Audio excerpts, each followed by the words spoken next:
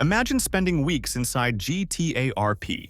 You grind jobs, trade vehicles, collect materials, and finally reach $1 million. You feel rich.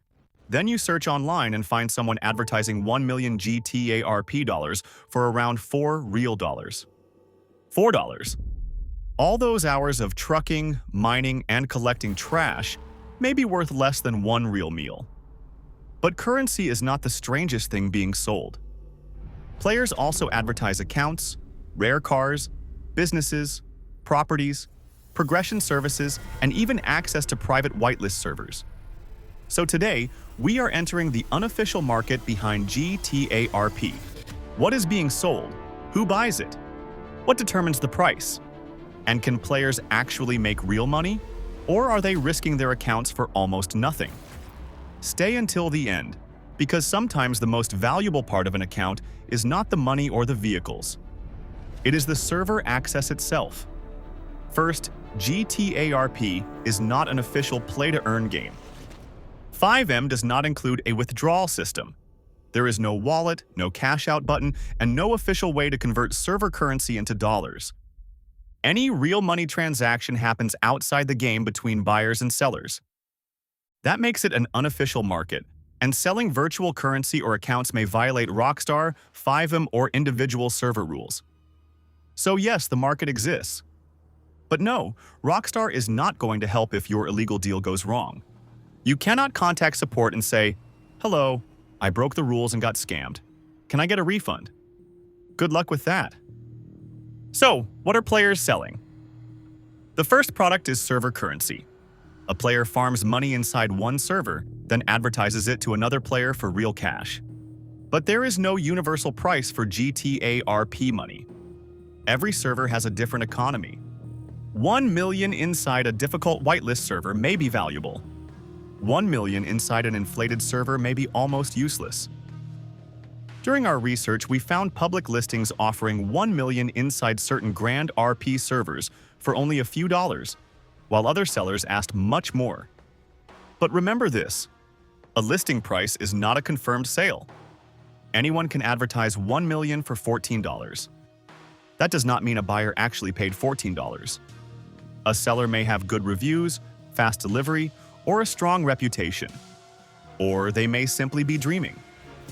The second product is FiveM-ready accounts. This usually means an account can launch GTA 5 and access FiveM. It does not automatically mean the account owns cars, businesses, or millions. Some basic accounts appear online for relatively low prices because they contain little or no meaningful progression. A developed GTA RP account is different. It may include an old character, vehicles, property, a business, government employment, criminal connections, or years of reputation. And reputation can sometimes be more valuable than the bank balance. An account may contain millions but belong to a character nobody trusts. Another account may contain less money but have strong relationships, a respected job, and access to important people. Inside GTA RP, trust is an asset. Then we reach whitelist accounts. Some serious RP servers require an application, rules test, character story, or interview before allowing a player inside. That means access itself has value. Some buyers do not want to apply. Others were rejected. So instead of purchasing money, they search for an account that already has permission to enter. They are buying the open door. But this is extremely risky. Whitelist approval may be connected to the original owner's Discord, voice, location, application history, and behavior. Imagine a character who has played for 1 year suddenly returning with a different voice and asking where the bank is.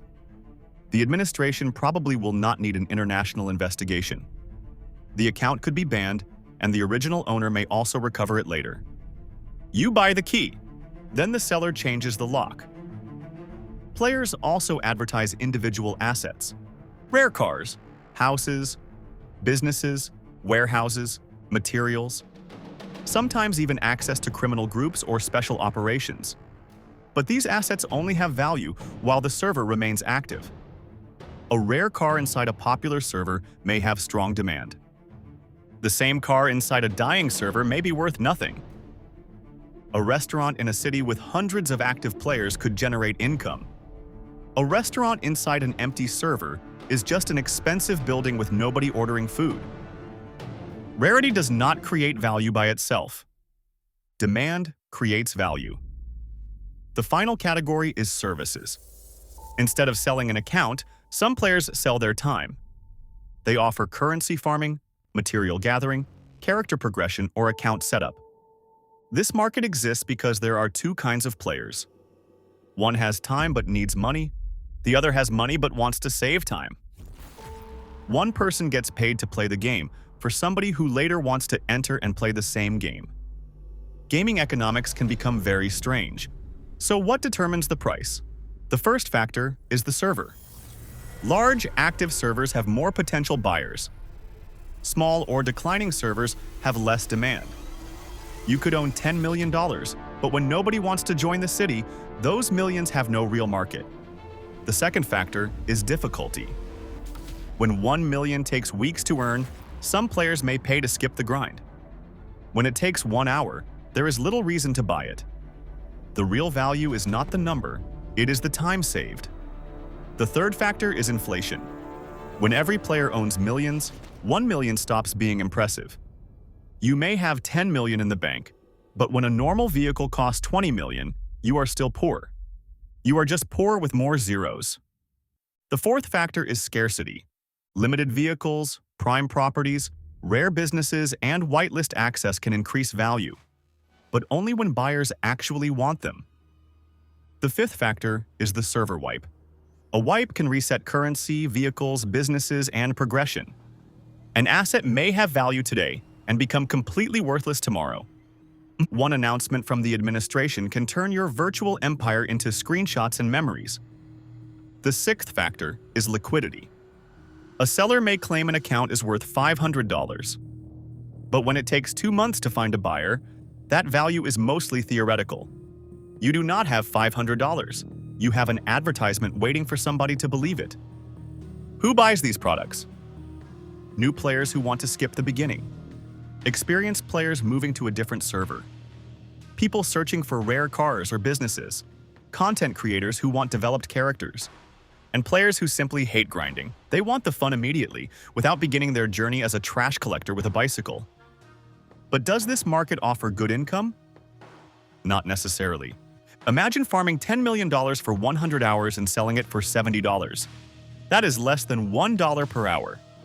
And that is before considering transaction fees, failed sales, possible bans, and the risk of losing the entire account.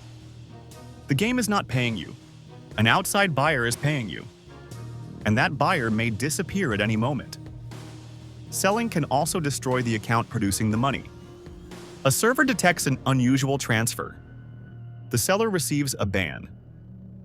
Now they lose the account, the remaining currency, and their ability to farm more. They sold one fruit and lost the entire farm. There is also a major difference between unofficial player trading and official server monetization. FiveM server owners can use approved systems such as TBEX to sell permitted packages or content. That does not mean individual players are allowed to secretly sell server currency and accounts. Those are completely different transactions. This video is not teaching you how to complete these deals or avoid detection. There is no completely safe method. Anyone promising zero ban risk, or 100% guaranteed, is probably selling confidence before selling the product. The buyer may reverse the payment. The seller may recover the account. The server may detect the transfer. A wipe may destroy the asset. And the trusted middleman may be a fake account controlled by the scammer. So, can players make real money from GTA RP? Technically, a buyer may pay for currency, an account, an asset, or a service. But GTA RP is not officially play to earn. There is no stable price. There is no guaranteed demand. There is no guaranteed protection. And there is definitely no stable salary. The market only gives temporary value to time, scarcity, reputation, and access.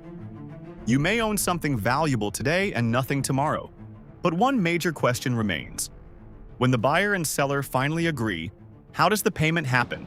How do middlemen work? What is a chargeback? How can a buyer receive the account and then reverse the payment? And how can a fake middleman steal the money and the account at the same time?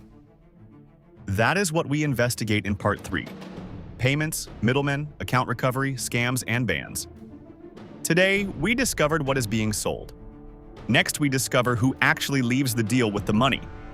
This is play-to-earn empire. Becoming a millionaire inside GTA RP is one game.